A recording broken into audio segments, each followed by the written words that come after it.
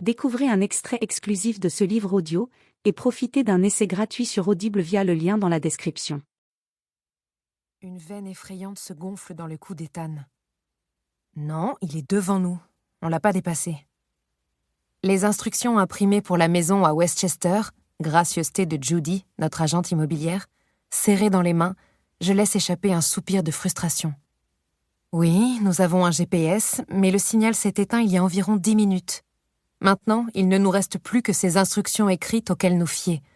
On se croirait revenu à l'âge de pierre. Eh bien, Ethan qui voulait quelque chose hors des sentiers battus, son souhait est en train de se réaliser. Le pire, c'est qu'il neige. Ça a commencé il y a quelques heures, au moment où nous quittions Manhattan. Quand nous sommes partis, c'étaient de mignons petits flocons blancs qui s'évaporaient au contact du sol. Depuis 1 heure, les flocons ont quadruplé de taille. Ils ne sont plus du tout mignons. Maintenant que nous avons quitté l'autoroute, cette route étroite moins fréquentée est glissante à cause de la neige. Et ce n'est pas comme si Ethan conduisait un pick-up. Sa BMW a de magnifiques sièges en cuir cousu main, mais seulement 2 roues motrices, et il n'est pas incroyablement doué pour conduire sur la neige non plus. En cas de dérapage, il ne saurait probablement même pas s'il faut tourner le volant dans le sens de la glissade ou l'inverse. On tourne dans le sens où on glisse, c'est ça?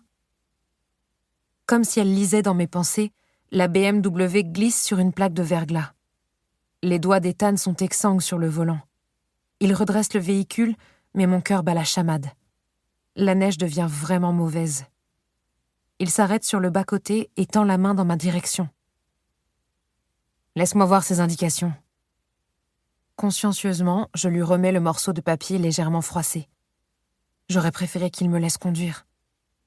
Ethan n'admettra jamais que j'ai un meilleur sens de l'orientation que lui. Je crois qu'on a passé l'embranchement, Ethan. Il regarde la feuille d'instruction dactylographiée. Puis il louche sur le pare-brise. Même avec les essuie-glaces à fond et les phares allumés, la visibilité est très mauvaise.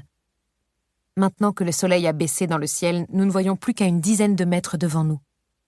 Plus loin, tout n'est que blanc pur. Non, je vois comment y arriver. Tu es sûr? Au lieu de répondre à ma question, il grogne. Tu aurais dû vérifier la météo avant qu'on prenne la route.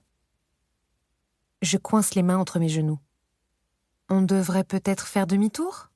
On peut aller voir la maison une autre fois. Quand il n'y aura pas un fichu blizzard autour de la voiture, par exemple. Mon mari tourne brusquement la tête et me regarde comme si j'avais perdu la boule. Tricia, ça fait presque 2 heures qu'on roule pour venir ici. On n'est plus qu'à une dizaine de minutes et maintenant tu veux faire demi-tour et rentrer à la maison. C'est une autre chose que j'ai apprise sur Ethan depuis 6 mois que nous sommes mariés. Une fois qu'il a une idée en tête, il continue d'avancer coûte que coûte. Vous me direz, je pourrais voir ça comme une bonne chose. Je ne voudrais pas être mariée à un homme qui laisse en plan des tas de projets en permanence. J'apprends encore à connaître Ethan. Toutes mes amies m'ont mise en garde contre ce mariage, selon elles, trop précipité. Nous nous sommes rencontrés dans un café. J'ai trébuché et renversé mon verre juste à côté de sa table, et il a insisté pour m'en offrir un nouveau. Le coup de foudre. Quand je l'ai vu, j'ai craqué pour ses cheveux blonds striés de mèches encore plus blondes, ses yeux bleus de la couleur d'un ciel azur bordé de cils blonds, et son nez romain, un peu trop fort, qui l'empêche d'être beau à l'excès. Lorsqu'il m'a souri, j'ai été conquise. Nous avons passé les 6 heures suivantes ensemble, à partager un café. Puis, le soir même, il m'a invitée à dîner. Ce soir-là, j'ai rompu avec le petit ami que je fréquentais depuis plus d'1 an, en lui expliquant en guise d'excuse que j'avais rencontré mon futur mari.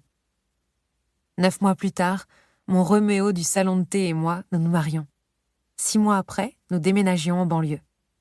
Notre relation s'est déroulée en accéléré. Jusqu'à présent, aucun regret. Plus j'en apprends sur Ethan, plus je tombe amoureuse de lui. Et il ressent la même chose pour moi. C'est formidable de partager ma vie avec lui. Sauf pour le grand secret que je ne lui ai pas encore révélé. « Très bien, » dis-je à Ethan. « Trouvons la maison. » Il me tend la feuille de route, remet la BMW en marche. « Je sais exactement où aller. C'est droit devant. » Ça reste à voir. Il roule plus lentement cette fois, à la fois à cause de la neige et pour ne pas rater le tournant, même si je suis certaine qu'il l'a déjà raté, il y a environ 800 mètres. Je ne quitte pas la route des yeux non plus, même si le pare-brise est maintenant couvert de neige. J'essaie d'avoir des pensées chaudes et...